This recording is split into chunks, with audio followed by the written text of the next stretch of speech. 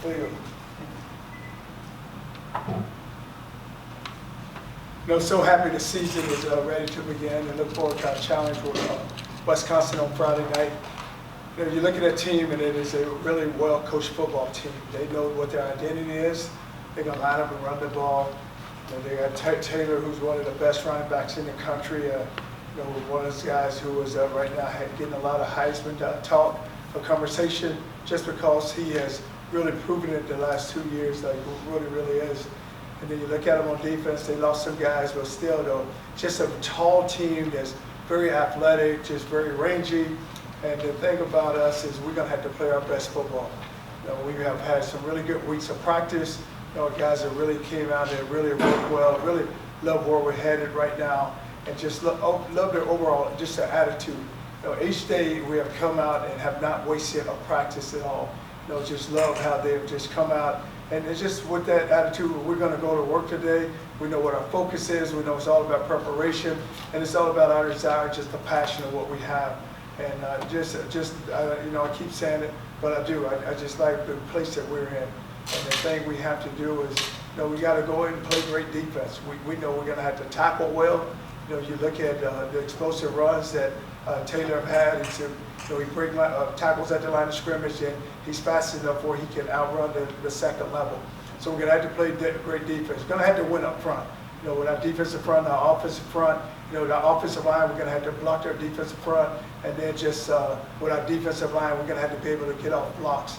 The thing we get in the third down, we're going to have to get off the field, but it's all about us making those stops, us taking the ball on offense and being effective where we can move the ball on offense and turn first downs, where we create first downs, and then we go and score some touchdowns.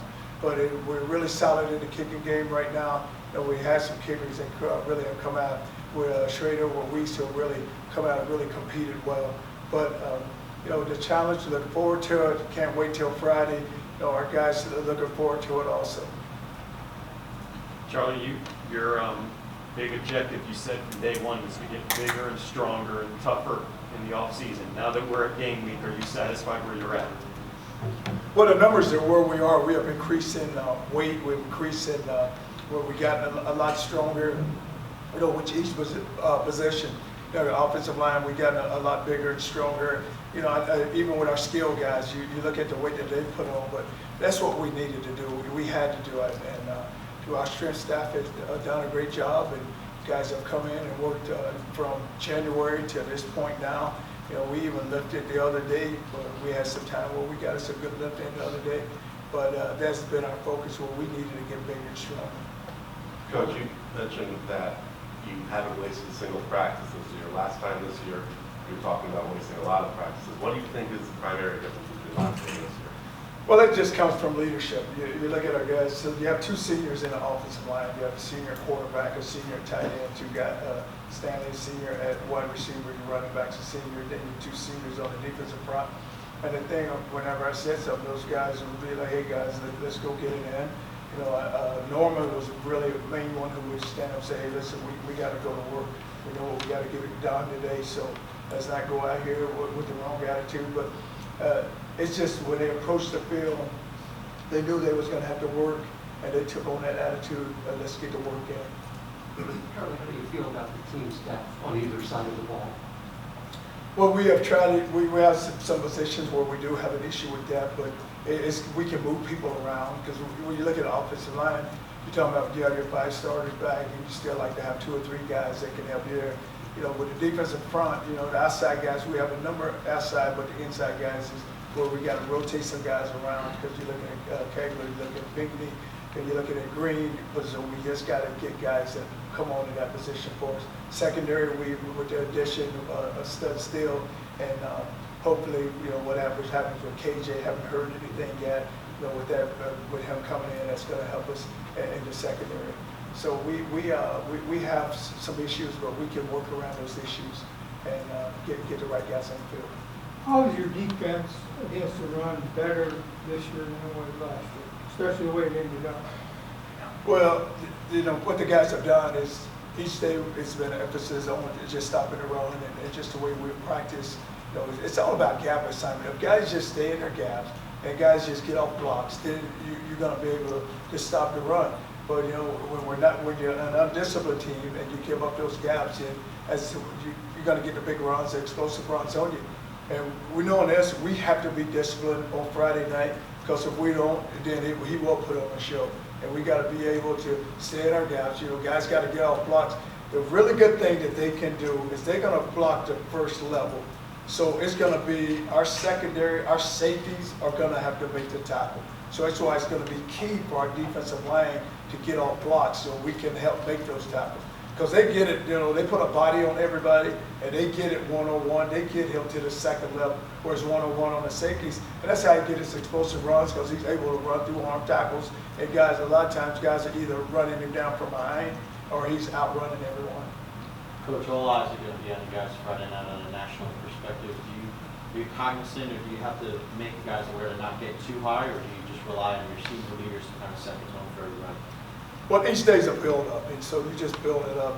Like today is Monday, but it was like a Tuesday for us. And tomorrow's Tuesday, it's going to be a Wednesday for us, and Wednesday will be a Thursday, and Thursday will be a Friday, and Friday's game day. So it's all the build-up, and you just gradually just build into it. I don't think it's going to be where you're going to. They're all excited about it being the first game, so you will have to tempo that on Friday night, but just a build up where they understand, hey guys, it's a gradually build. We can't play the game today. We got to wait till Friday to play the game. To kind of build off that question, there's no easing into the season. You've got Wisconsin this week, Georgia Tech next week. How important is this opening stretch? Well, you go Wisconsin, you're right, then you go Georgia Tech, and there's two Power Fives that you play right out of the gate. But the thing is that we want those games, and in order for us to move this program, take this program where we need to take it, you're going to have to play those teams. You're going to have to play very well against those teams. And our guys, they understand that challenge, and they understand what's in front of them. But we're going to have to play well. Right? We need to start on Friday. We're at home. We're going to have a really good home crowd there. We're going to have a lot of support. So we need to go out there and play very well. Would you update the general health of the team, maybe in particular Terrence Warren? Right now, we're in a good position because there's no major. Where I'm sitting there thinking T. Horn is going to play. Guys that have contributed to us are out. Salt tells is the one that he still he got banged up last week, so he's the only one that has played something that's not in the too deep right now for us. But everyone else, we're healthy and we're ready to go. You alluded to this a little bit, Charlie, but in the future, you're studying a lot of games against big-time Power 5 conference teams, like Alabama, Florida. How did that come about? Who suggested that? Were you consulted on that? And how did it all come about? Yes, I was consulted on. I wasn't going to play those. No, what has to happen and what we needed to happen for us is that it was very hard for us to get games. When you look at some of the, and not that they're lower level, but some of the Power Fives, they didn't want to play us. So now all of a sudden, if you can't get those games with some of the other schools, then who are you going to have to go play? And so it was a 2-for-1, and so we needed those games for our program because we need, and plus it helps us in recruiting. So now when you talk about recruiting a young man, this is who you're going to be playing here in the near future. And I just think that it just starts building. We always talk about establishing a solid foundation. I think that that's what it starts doing. You start building it. You start with Wisconsin, Georgia Tech your second year, and then it goes. You got to go to Austin, and then here comes Florida rolling there. Here comes Alabama, and then in the near future, whatever we have. But I think it's good for our fans because now if we can get those teams to come here to play us, then it allows us to play in front of a large crowd, and it shows our fans that we want to play those opponents. But it's just good overall. I think it's great for the university. Of course, you got to either win these games, at least some of them, or play well, or it could be a big. I guess that's the challenge. It could be a big. Well, that's what you try. You need to win these games, so then all of a sudden people will say, "Wow," and some people don't want to play you because they're going to say, "No, we're not going to play you because why would we come and play you guys?" Because they think we're pretty good.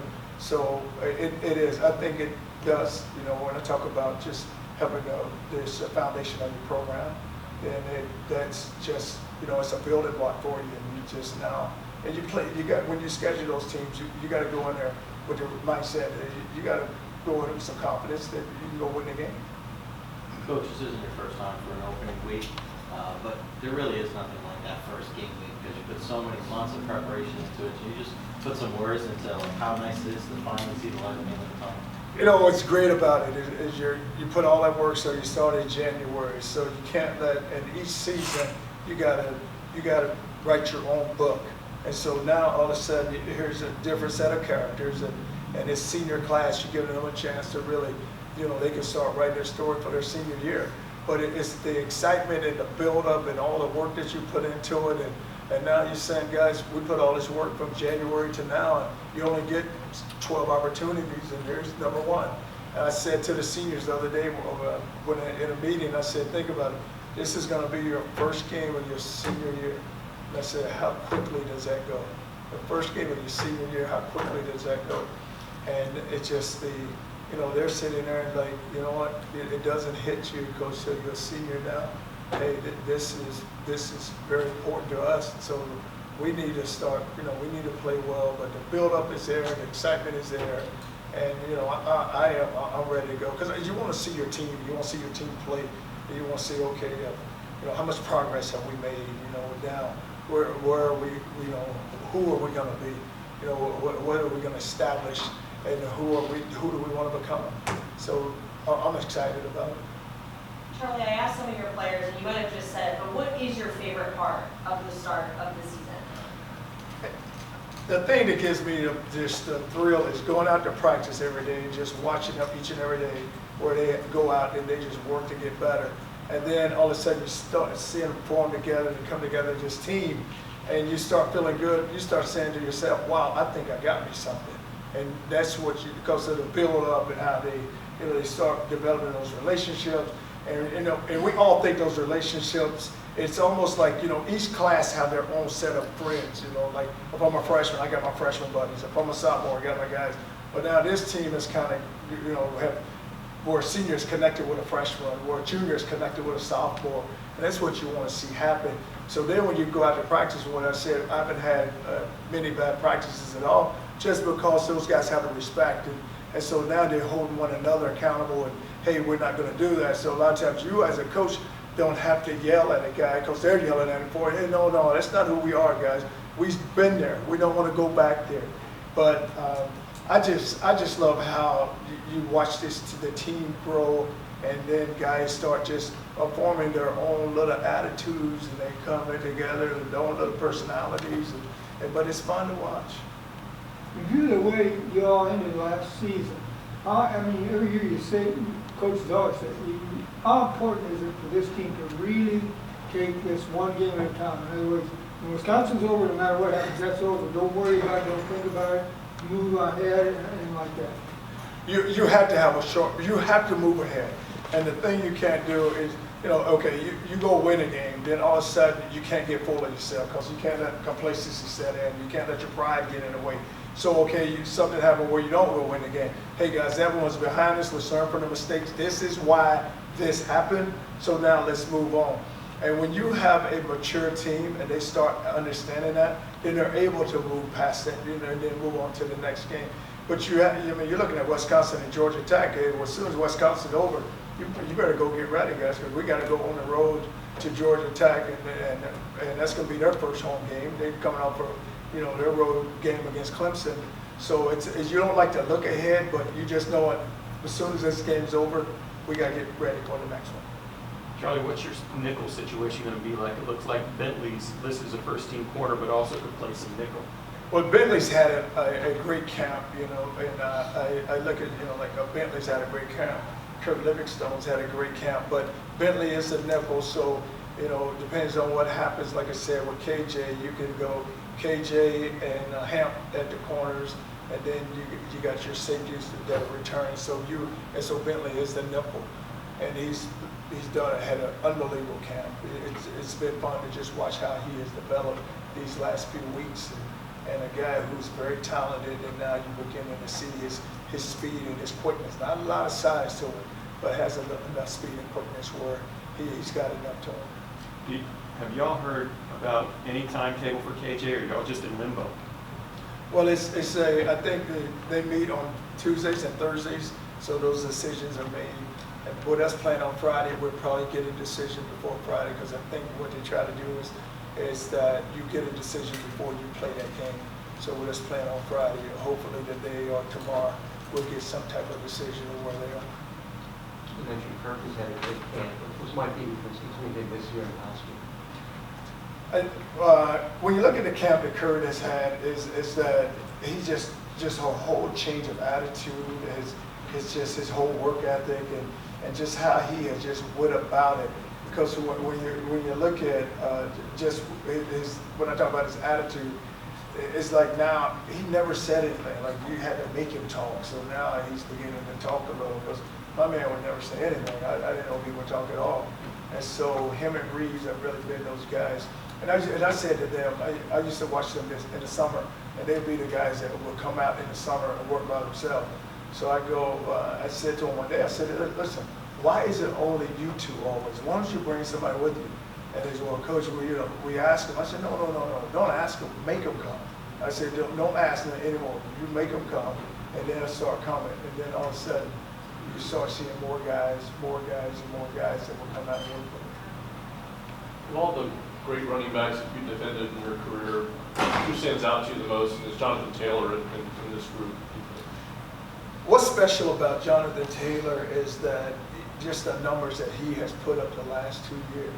And it's amazing to watch his runs, because, just watching tape, we have this cut up, and I just sit down and watch it all the time, because, he just runs through people, and then he outruns people.